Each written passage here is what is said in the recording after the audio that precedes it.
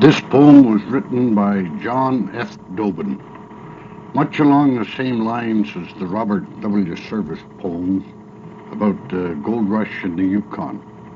And this one is called Yellow Fever. A Yukon night could still your soul in the peace of a glacial tomb, or else it could rage like the anger of God till you wish you were back in the womb. And such was the night that I woke in a fright, for the wind seemed to rattle the floor, but over the din I heard more than the wind, so I carried the lamp to the door. I lifted the latch and the wind did the rest, as it slammed the door back to the wall, and there on the ground was the snow-crusted form of a man who was too weak to crawl. I hauled him inside to the warmth of the fire, and I stripped off his ice-laden clothes. He'd a face that was hair, except for a line that the frost cut from earlobe to nose. I brought him a cup of the broth from the pot to thaw out those bones cold and numb, but he lifted a hand, and he whispered, "Ho, Doc, if you've got it, I'd rather have rum." So I fetched him a glass of that yellowy stuff that the Indians bring from the south, and he hoisted himself and he drained every drop until streams of it ran from his mouth. Then he stiffened as if in the grip of some pain, and he pointed a hand at his leg. "It's busted up, Doc. Can you fix it?" he said. Then he passed out as cold as a keg. I chipped through the ice that had crusted around his leg like a watery case, and I found a crude splint made from branches of wood tied with rope for a pioneer's brace. Anesthetic was scarce, so I hustled about to be finished before he came to. By the time he stirred, I had fashioned a cast from his hip to the top of his shoe. He was dishwater weak when he started to speak and exhausted in belly and bone, but I spooned, and he chewed on some pemmican stew till he sat up and ate on his own. And he ate till I thought he'd bust if he sneezed, and the colour came back to his skin. Then he lit up a pipe, and I swear through the hair you could count every tooth for the grin. "You've got a reason to grin. You've the look of a man who's come through hell," I said. "And Doc," said he, "if hell were cold, you'd have hit the nail right on the head." Then he straightened and said, "You've done good for me, Doc, and I hate to repay good with bad, but the news that I've got is just eating me up, and delaying won't make it less sad." It was back in the spring. I'd come in from the traps for a fling at the bars and the games. I was down to the last of the cash from the furs, what with whiskey and girls without names. So I figured I'd blow it the rest of the way at a table of gentlemen's stud. The stakes were okay when we started to play, but we ended up playing for blood. Your brother was holding a chair in that game, and that was the night that we met. In the very last hand, we both checked with 2 pair when a grubstaker started to bet. I stayed like a fool, and your brother did too, and the stakes got more steep with each hike, till the last thing that grubstaker threw in the pot was a map he said led to a strike. I know most of those maps are just prospectors' dreams. You could use them to paper your wall. But the dog-hungry glare in that prospector's stare made us bite, so he said that we'd call. The look that passed over that prospector's face wasn't pain or remorse, but relief. As he tossed in his cards, he said, "Good riddance, boys. That old map's brought me nothing but grief." I looked at your brother, and he looked at me as we laid down our hands for the call. We had 2 pairs apiece, 9s and jacks with a tray, so we set about splitting it all. When we got to the map, there was no way to split, so there seemed to be one thing to do. We shook hands on a scheme to go after the dream. What a nightmare that dream led us through. The money we'd won in that very same pot was enough to get all that we'd need. We bought us a sled and some grub and warm clothes, and 9 dogs that had courage and speed. For a month out of Dawson, the going was soft, and nothing a kid couldn't take. But then it began, like a curse on our plan that tried us with every bad break. By then we'd left every vestige of life, and for 360 degrees the horizon was stark, so damned lifelessly stark that you'd sell your right arm for some trees. We were mushing on snow that repelled the sun's glow till the glare nearly drove us both blind. Our eyes were like slits that we'd open in bits to see what our compass would find. I was riding the sled with Jim running the tread when we lunged, and Jim pulled the sled back, but a gaping ice flaw had sucked into its jaw the lead dog and 3 of the pack. I grabbed hold of the sled while Jim raced to the head and cut the 4 loose with his knife. It was tough to lose 4, but we could have lost more, so we settled with fate for our life. When we started to go, it was painfully slow, because the weight was too much for the 5, so we jettisoned all but the rations of food, just enough to keep us alive. We rationed the food to the dogs and ourselves, and for weeks we drove on at half fare, till I figured if we weren't killed by the cold, we'd starve before we got there.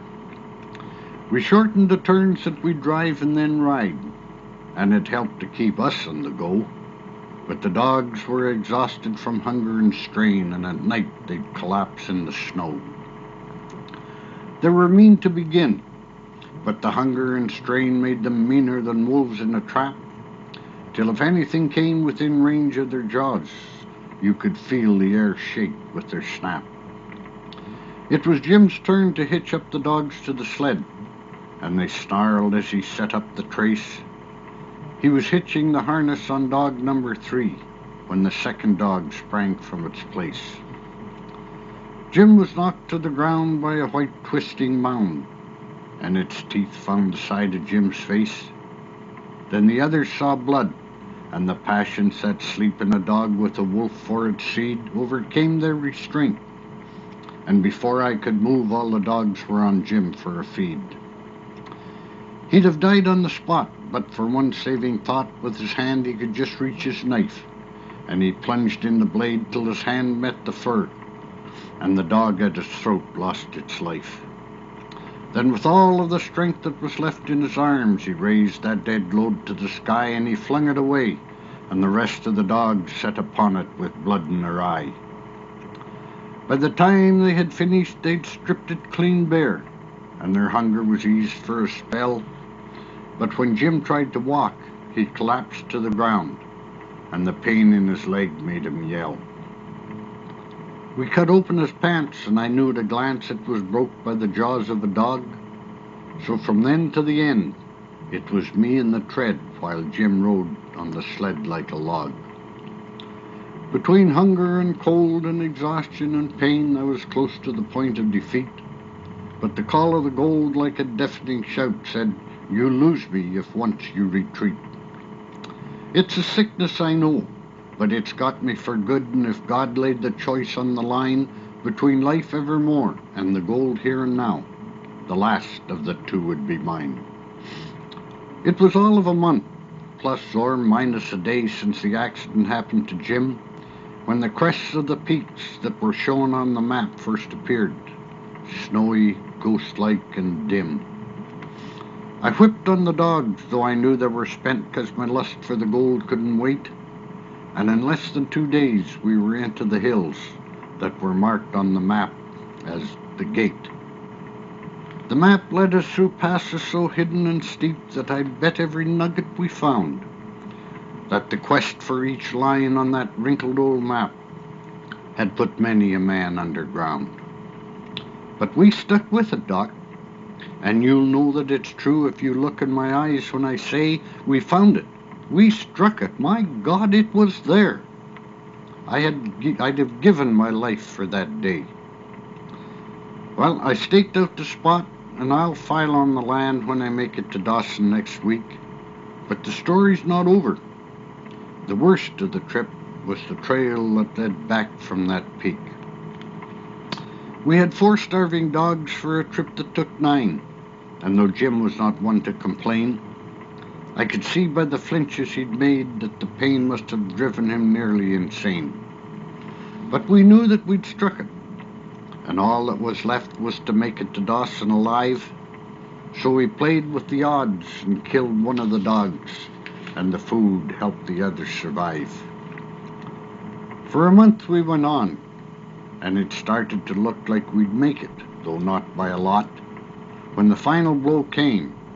And I'll tell it true, Doc, and then you can believe it or not. I had hitched up the dogs for the day's trek ahead and turned back to help Jim on the sled when the dogs caught a scent and went panicking off, and I fell on the trace on my head. The next thing I knew, I was caught by the sled with my leg in a strange kind of bend. I yelled at the dogs, but before they could stop, I was tumbling end over end. When everything stopped, I could feel through the clothes that my leg was as bad off as Jim's. So I tied it in splints with some wood from the sled, till at last I could stand on two limbs. But standing was all I could possibly do. I could never have run in the tread, and the dogs couldn't carry us both on the sled. If we tried it, we'd both wind up dead. And that's when we turned to the fates for a choice, because we knew only one could get back. We'd settle who'd stay and who'd go by the cards. So Jim reached in his shirt for a pack. We both held our breath as we each cut a card to see who would come through this alive. Your brother went first and came up with a 3. And I'm here because I drew a 5. Now that's the truth, Doc. And this here was Jim's deck. I told you all this so you'd know that we worked it out fair, because it could have been me that was buried back there in the snow.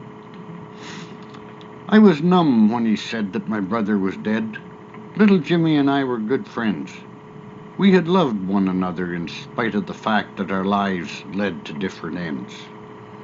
I picked up the cards that the stranger brought back, and I riffled them like Jim in a wave. Then I looked at each card, and I found as I did a demand for revenge from the grave. Now the stranger says, Doc, I'm obliged for your help. I'll be leaving for Dawson at dawn. I had all I could do to retain my control when I thought of him here and Jim gone. And I've got to admit that if thoughts could destroy, I had thoughts that could blast him to hell. But I thought of the oath that I swore as a doc, and a God-fearing doctor as well. So I looked in his eye with the kind of a look that says, listen, I won't say this twice. And my voice had a kind of deliberate calm, but it held him as if in a vice. I've got 2 things to say, and the first one is this. You're not leaving this cabin at dawn. You've lost blood by the quart, and if those stitches come loose, then the little that's left will be gone. And the second is this. There's a lawman due by, and I'm turning you over to him. By the time he gets here, you'll be able to leave to stand trial for the murder of Jim. He came straight up in bed, but the pain in his leg laid him flat, and he yelled with a curse. We used Jim's deck of cards. It was perfectly straight, and you'll never prove anything worse. I said, Mister, you spun a good tale, I'll admit, and I don't know how much of it's true, but I know that if Jim played a game for those stakes, the winner, my friend, wasn't you. We were brothers, and close as 2 brothers could be. I knew all of Jim's good points and bad, and I've seen him play cards with the sharpest afloat and take every last penny they had. Take a look at this deck that you claim to have used, and I'll prove that you couldn't have won. They were marked by an expert for Jimmy and me. From the back, I can spot every one. Ace of clubs, 5 of spades, 4 of hearts, king of clubs. I could name every card through to the end. You killed him, my friend, and you're going to stand trial just as soon as those stitches can mend. I don't know if the weakness came back in a rush or the thought that he'd lost was too much, but the stranger passed out, and in checking his pulse, he was clammy and cold to the touch. He had not made a move when I turned out the light, so I figured he'd sleep until dawn, but I woke in the night when the dogs made a noise and I looked. I found he was gone. If I dreamed it or heard it, I can't say for sure, but it seemed like the wind and the snow were the tools of revenge in that wilderness land to bring justice where law couldn't go.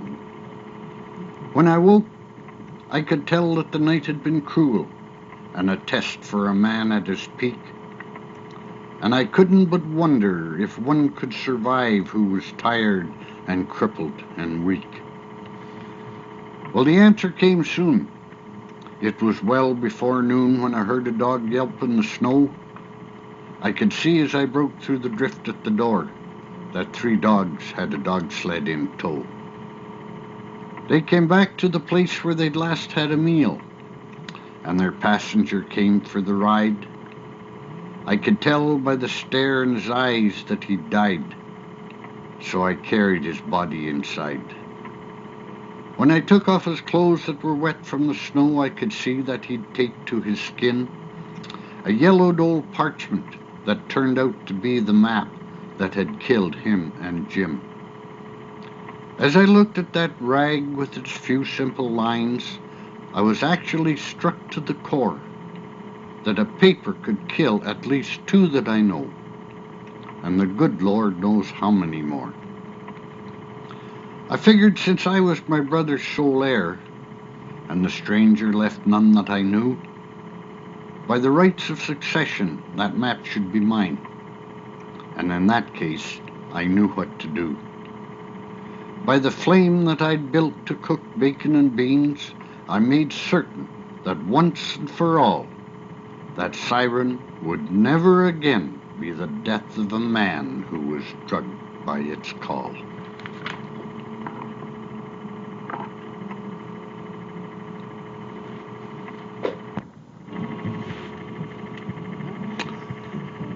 And now comes the shooting of Dan McGrew.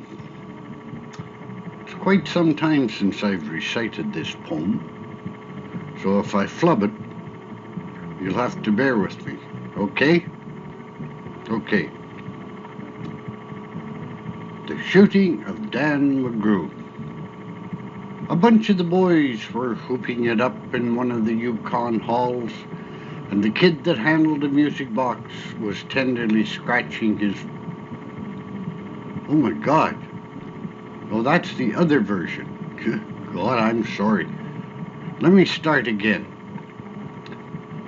A bunch of the boys were whooping it up in a Malamute saloon, and the kid that handled the music box was hitting a ragtime tune.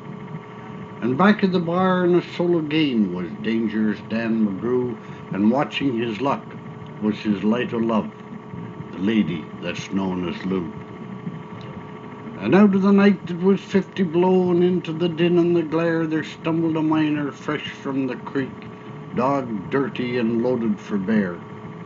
And he looked like a man with 1 foot in the grave, and scarcely the strength of a louse, but he tilted his poke of dust on the bar, and he called for drinks for the house. Not one of us could place the stranger's face, though we searched ourselves for a clue, but we drank to his health, and the last to drink was Dangerous Dan McGrew. There are men that somehow seem to grip your eyes and hold them hard like a spell, and such was he, for he looked to me like a man who had lived in hell, with a face most hair and a dreary stare of a dog whose day is done, as he watered the green stuff in his glass, and the drops fell one by one. And I got to figuring who he was, and wondering what he'd do, and I turned my head, and there watching him was the lady that's known as Lou. The ragtime kid was having a drink. There was no one else in the stool, and the stranger stumbled across the floor, and he flopped down there like a fool. In a buckskin shirt that was glazed with dirt, he sat, and I saw him sway. Then he gripped the keys with his talon hands. My God, but that man could play.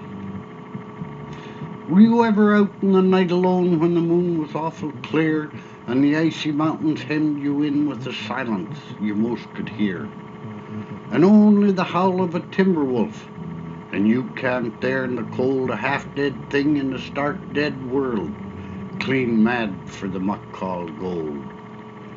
While high overhead, green, yellow, and red, the northern lights swept bars, then you've a hunch what the music meant, hunger and night in the stars.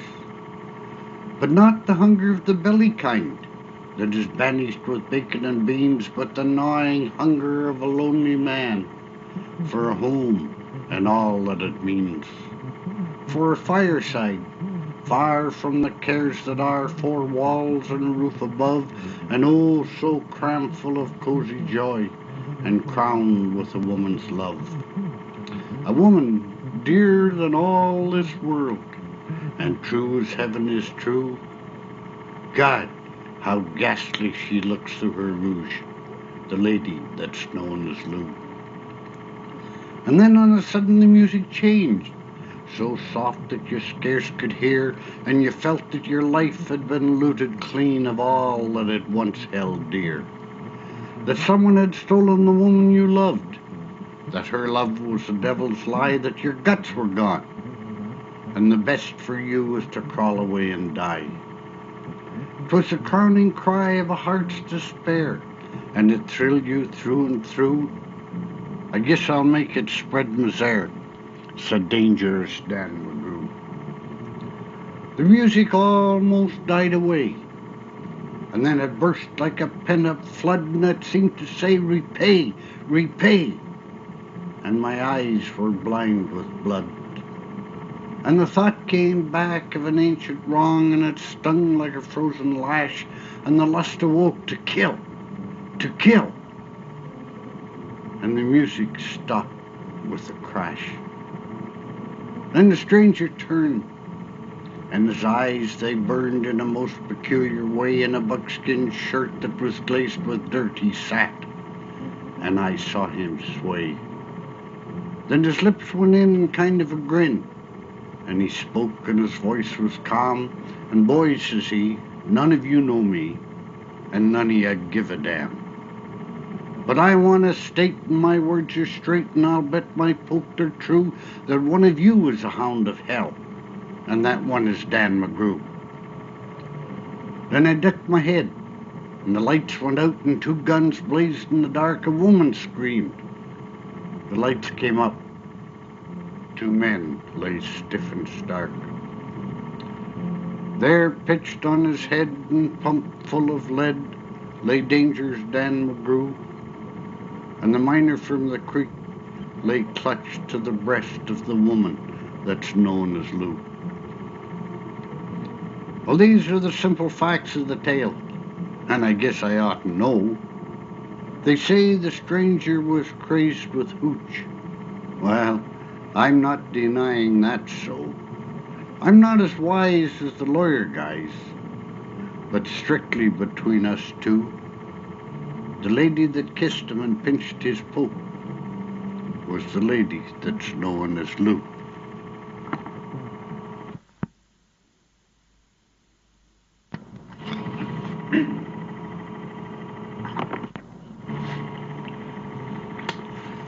Well, let's see, what else have we got here? Oh yeah, here's one. The face on the barroom floor. 'Twas a balmy summer evening, and a goodly crowd was there that well nigh filled Joe's barroom at the corner of the square. And songs and witty stories came through the open door. A vagabond crept slowly in and poised upon the floor. Where did it come from? Someone said. The wind has blown it in. What does it want? Another cried. Whiskey? Rum? Gin? Here, Toby, Sick 'em if your stomach's equal to the work. I wouldn't touch him with a fork. He's filthy as a Turk. This bandage the poor wretch took with social grace. In fact, he smiled, as though he thought he'd struck the proper place. Give me a drink, that's what I want. I'm out of funds, you know. When I had cash to treat the gang, this hand was never slow. What? You laugh as though you thought this pocket never held a sou? I once was fixed as well, my boys, as any one of you. 5 fingers. That's a scheme, and corking whiskey too. Well, here's luck. And landlord, my best regards to you. There, thanks, that's braced me nicely. God bless you one and all. Next time I pass this good saloon, I'll make another call. But look, give me another drink, and I'll tell you what I'll do. I'll tell you a funny story, and in fact I'll promise too that I was once a decent man. Not one of you would think, but I was some 4 or 5 years back. How about another drink? Well, as I told you, once I was a man of muscle, frame, and health, and but for a blunder, ought to have made considerable wealth. I was a painter, not one that daubs on brick and wood, but an artist. And for my age, I was rated pretty good. I worked hard at my canvas and was bidding fair to rise, and gradually I saw the star of fame before my eyes. I made a picture perhaps you've seen. It was called A Chase of Fame. Well, that brought me $1,500 and added to my name. And then I met a woman. Now comes the funny part. With eyes that petrified my brain and sank into my heart. Boys, did you ever see a girl for whom your soul you'd give, with a form like the Milo Venus, too beautiful to live, with eyes of the deepest azure blue, and a wealth of chestnut hair, if so 'twas she, for there never was another half so fair? Why don't you laugh? That's funny that the vagabond you see could ever love a woman, or expect her love for me. But 'twas so, and for a month or two her smiles were freely given, and when her lovely lips touched mine, they carried me to heaven. I was working on a portrait one afternoon in May of a fair-haired lad, a friend of mine, that lived across the way. And Madeline admired him, and much to my surprise said she'd like to know the lad that had such dreamy eyes. Well, it didn't take long to know him, and before a month had flown, my friend had stolen my darling, and I was left alone. And ere a year of misery had passed above my head, the jewel I had treasured so had tarnished and was dead. That's why I took to drink, boys. I never saw you smile. I thought you'd be amused and laughing all the while. Well, what's the matter, friend? There's a teardrop in your eye. Come laugh like me. It's only babes and women that should cry. But look, give me another whiskey, and I'll be glad, and I'll draw right here the picture of the face that drove me mad. Give me the chalk with which you marked the baseball score, and you shall see the lovely Madeline right here on the barroom floor. Another drink. With chalk in hand, the vagabond began to sketch a face that well might buy the soul of any man. And as he placed another lock upon that shapely head, with a fearful shriek, he leaped and fell across the picture dead.